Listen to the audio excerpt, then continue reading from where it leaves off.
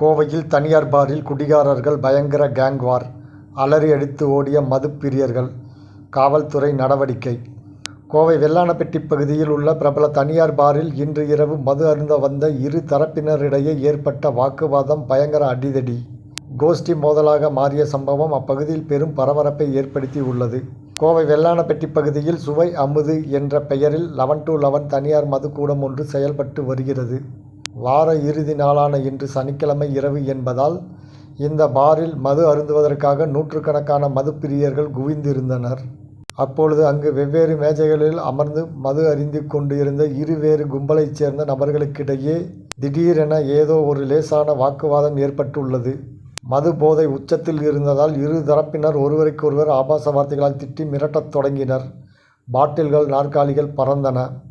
வார்த்தை முற்றிய நிலையில் ஆத்திரமடைந்த இரு தரப்பு மதுப்பிரியர்களும் திடீரென தங்கள் கைகளாலும் அங்கு இருந்த மது பாட்டில்களாலும் மற்றும் பிளாஸ்டிக் நாற்காலிகளை எடுத்து ஒருவரை ஓட ஓட விரட்டி பயங்கரமாக தாக்கிக் கொண்டனர். இந்த திடீர் கேங் வார் மோதலால் பாரில் இருந்த இரு தரப்பு பொதுமக்களும் மற்றும் ஊழியர்களும் தங்களது உயிரை காப்பாற்றிக் கொள்ள நாலாபுறமும் அலறியடித்து ஓட்டம் பிடித்தனர். இரு தரப்பினரும் இரத்த காயம் ஏற்பட்ட அளவிற்கு மாறி மாறி தாக்கிக் கொண்டதால் சுவை அமுது பார் வளாகமே சில நிமிடம் போர்க்களமாக மாறியது. இந்த கொடூர மோதல் குறித்து அங்கு இருந்தவர்கள் உடனடியாக காவல்துறையினருக்கு தகவல் தெரிவித்தனர்.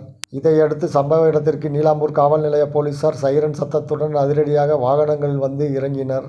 காவல்துறையினர் உள்ளே நுழைவதை கண்டதும் அடிதடியில் ஈடுபட்டு கொண்டிருந்த கும்பல்களும் பயத்தில் பாதியிலேயே மது அருந்தி கொண்டிருந்த இதர மதுப்பிரியர்களும் தங்களது வாகனங்களை எடுத்துக்கொண்டு அங்கிருந்து அவசரமாக அலறி அடித்து கொண்டு தப்பி ஓடினர்.